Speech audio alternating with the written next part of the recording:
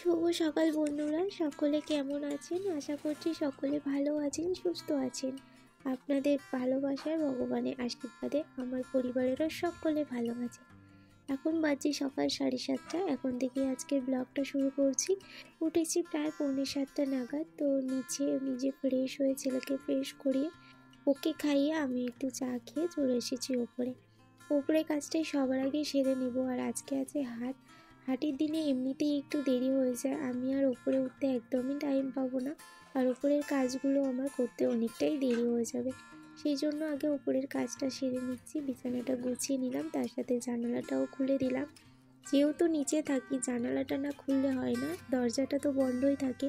আর জানালাগুলো যদি না খুলে রাখি তো ঘরটায় বাজে একটা স্মেল লাগে। তো সেই জন্য সকালবেলায় জানালাগুলো খুলে দিই। আর তারপরে কিছু কালকে জামা কাপড় ছিল, তো ওই জামা কাপড়গুলো মেলে দিলাম, শুকনো হয়নি। কালকে অনেকটা বেলাতে কেচেছিলাম, আর কাচার জন্য নয়, কালকে একটু করে রোদও ছিল না, তো সেই জন্য। আর আজকে একটু বাটি চচ্চড়ি বানালাম, মানে আলু দিয়ে কড়াইতে করেই করলাম। তেলের মধ্যে একটুখানি জিরে দিয়ে আলু, পেঁয়াজ, কাঁচা লঙ্কা, টমেটো একসাথে তুলে দিয়ে একটু হলুদ লবণ দিয়ে নেড়ে চেড়ে জল ঢেলে চাপা দিয়ে রাখলাম। ওইটা বসে বসে হয়ে যাবে। ওইটা যতক্ষণে হচ্ছে, এই যে আমি নিচের খাটে বিছানার চাদরটা বদলে দেবো, তার সাথে কাঁথাগুলো একটু নেমে গিয়েছিলো, ওগুলো ঠিক করে দিচ্ছি। আর বিছানার চাদরটা নোংরাও হয়েছে আর ছিঁড়েও গিয়েছে, ওই চাদরটা আর পাতা হবে না। এই যে একটা নতুন চাদর বের করে দিয়েছি, তো এটা এখানে পাতা হবে। এটা আমি আজকে পেতেই দিচ্ছি একদম। এই চাদরটা দুটো কেনা হয়েছিল, আমি যখন কলকাতায় থাকতাম তখন দুটো কেনা হয়েছিল। একটা ওখানে বাবা আমাকে দিয়েছিল আর একটা এইখানে ছিল। আর কলকাতার যাবতীয় বিছনা বালিশ যা ছিল ওগুলো আমার মায়ের বাড়িতেই রয়েছে। বাবা বলেছে কি আর নিয়ে আসতে হবে না, থাক ওইখানেই থাক। তো এই যে হাট থেকে চলে এসেছে, আর তোমার সবজিও নিয়ে এসছে অনেক কিছু। দেখো, ধনে পাতা, বেতুয়ার শাক, তার সাথে বেগুন, মটরশুঁটি, গাজর, টমেটো, শিম, কাঁচা লঙ্কা, অনেক কিছুই নিয়ে এসেছিলো। সব ভালো মতো গুছিয়ে রেখে দিলাম। আর এই দেখো একটা মাছ নিয়ে এসেছে, ওই মাছটার ঠিক আমি কী নাম জানি না, কিন্তু বাটা মাছটার নামটা জানি। খুব বড় ছিল বাটা মাছটা, কিন্তু এটা গোটাই রেখে দেবো আমার ছেলের জন্য। আমার ছেলে না একটু মাছ খেতেই পছন্দ করে, নইলে আর ও কিছু জিনিসই খায় না। তো এই যে মাছটাও কেটে নিলাম। আজকে স্নান করিনি, কাপড়টা চেঞ্জ করে নিয়েছি, আগে রান্না করব তারপরে স্নান করব। আর হাটের দিনে না একটু বেশি দেরি হয়ে যায়, দেখছি দেরি হয়ে যাচ্ছে। আর আমি একটু শ্যাম্পুও করব, জানি না আজকে শ্যাম্পু করতে পারবো কি না। প্রচণ্ড ঠান্ডা লেগে রয়েছে, আর তার সাথে রোদ্দুরও ভালো মতো বেরোচ্ছে না।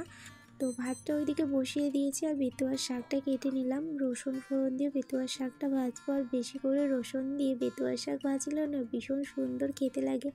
আমার এই শাকটা খুবই পছন্দ, বেগুন দিয়ে তরকারি করলেও ভালো লাগে ওটা, আর এরকমভাবে ভাজলেও ভালো লাগে। তো একটুখানি নুন আর হলুদ দিয়ে দিলাম। যেই শাকটা থেকে জলটা বেরোচ্ছে, এই জলটার মধ্যেই শাকটা সেদ্ধ হয়ে যাবে, সেই জন্য আমি একটু চাপাও দিয়ে দিয়েছিলাম। তো দেখো শাকটা আমার প্রায় ভাজা হয়ে গেছে, আর কইটুকু শাক বেরিয়েছে। কত শাক কাটলাম, আর শাকটা হয়ে গেল একটুখানি। তো আমাদের বাড়িতে বেশি কেউ শাকটা পছন্দ করে না, তো সেই জন্য আমাদের এইটুকু শাকে হয়ে যায়। কিন্তু এটা আমার বাপের বাড়িতে হলে আরও মানে 4 বাটি লাগতো, তাহলেই হতো। তো মাছগুলো ভেজে নিলাম। মাছগুলো একটু সর্ষে মাছ করব ভাবছি, টমেটো, পেঁয়াজ, আদা, রসুন দিয়ে। তো ঝোলটা ফুটে গেছে, ওর মধ্যে আমি মাছগুলো তুলে দিচ্ছি। আর বাটা মাছটা তো সোনার জন্যই রাখবো, ওই খাবে। তো একটু ধনেপাতা ওর মধ্যেই দিয়ে দিলাম। আর এই দেখো সোনাই চলে এসেছে। আমি আপনাদেরকে বললাম নয়, ও মাছ খেতে ভীষণ পছন্দ করে। ও যখন দেখলো আমি এখানে মাছ ভেজে রেখেছি, ও আমাকে এসে বলছে, মা আমাকে একটু মাছ ভাজা দাও, আমি এটা খাবো। মানে খাওয়ার মধ্যে চেয়ে খায় ও এটাই, মাছ ভাজা খেতে ভীষণ পছন্দ করে। তো আমি ওকে বললাম, যাও তুমি ঘরে যাও, আমি মাছটা ছাড়িয়ে দিচ্ছি। ছাড়িয়ে না দিলেও তো খেতে পারবে না, এর মধ্যে প্রচুর কাঁটা রয়েছে। তো ওকে আমি ভাতটাও খাইয়ে দেবো এর সাথে। এই যে আমার মাছের ঝালটাও হয়ে গেছে। দেখতেই পাচ্ছেন খুব সুন্দর বেশ কালারটাও এসেছে। আর এই যে আমি এখন স্নান করে চলে আসলাম, এর মধ্যে আমার ছেলেকে খাইয়েও দিয়েছি। আর আমার স্নান করতে আজকে প্রায় বেজে গেছে 2টো, তো 2টো বেজে গিয়েছে বলে আমাকে সবাই বারণ করলো যে আজকে আর শ্যাম্পু করতে হবে না, কালকে শ্যাম্পু করবে। এমনিতেও আজকে তোমার বৃহস্পতিবার, তো আজকে আর শ্যাম্পু করতে হবে না। আমি বললাম ঠিক আছে, আজকে আর করবো না, কালকেই করব। আর হ্যাঁ, পূর্ণিমা ছিল সেই জন্য আরও করলাম না। আর আজকে রান্না হয়েছে আলু সেদ্ধ, শাক ভাজা, মাছের সর্ষে মাছ টক হয়েছে, আর তার সাথে একটু মাছের তেল আছে। তো চলুন এখন আমার ছেলেকে আমি ঘুম পাড়াই, খাওয়াতে হয়ে গেল। এখন প্রায় 2:30টার মতো বেজে গিয়েছে। আবার আপনাদের সঙ্গে পরে দেখা হচ্ছে।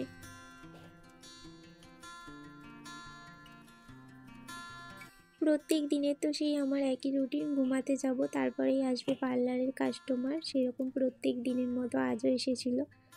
তো কাজ টাজ করে তারপরে আবার ওপরে আসে সন্ধ্যার সময়।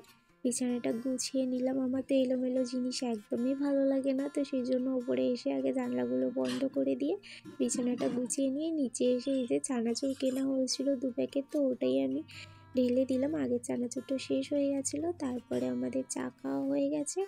চা খেয়ে এখন আমি বসেছি এই যে মোচা ছাড়াতে। মোচাটা আজকে হবে না, কিন্তু কালকে হবে।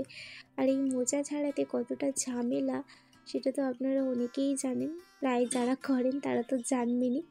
আর আমি এই যে, আর মোচাটা কিন্তু অনেকটাই বড়, কতটা বের হবে জানি না, মোচাটা অনেকটাই বড় রয়েছে। তো মোচাটা আমি এখন ছাড়িয়ে রাখছি। আর বাবু ফোন দেখছে, ওর বাবা ওর পাশে বসে আছে, কারণ ওর বাবা আজকে আর কাজ করেনি, আজকে পোটা খালি হয়েছে। ও যে মানে কালকে খালি হয়েছে, তো সেই জন্য ও আর আজকে বসেনি। ও আবার কাল থেকে করবে, মানে একদিন ও ছুটি নেয়। তার মধ্যে হয়তো একবার বসেছিল, তো বেশিক্ষণ বোনেনি, কাপড় উঠে পড়েছে। আর আমি এইভাবেই পরের দিনকের কাজ আগের দিনকে এগিয়ে রাখি, কারণ এই মোচা, শাক, অন্য আরও অনেক যদি সবজি, ডাঁটা টাটা এগুলো হলে কি হয়, আগের দিনকে যদি কেটে রাখা যায় নয়, পরের দিনকে অনেকটা সহজ হয়ে যায় কাজটা। আমরা যারা গৃহিণী সংসার নিয়ে থাকি, সংসারের কাজ এবং বাচ্চা আবার বাইরে, আগের দিন এইভাবে কাজগুলো এগিয়ে রাখলে পরের দিন খুবই সুবিধা হয়। তো এইভাবে কেটে রেখে দিয়েছি, ভিজিয়ে দিয়েছি, আর কিছুই দিইনি, শুধুমাত্র জল দিয়ে ভিজিয়ে রেখে দিয়েছি। তো চলুন বন্ধুরা, আজকের ভিডিওটা এখানেই শেষ করছি। সবাই ভালো থাকবেন, সুস্থ থাকবেন, সাবধানে থাকবেন। টাটা।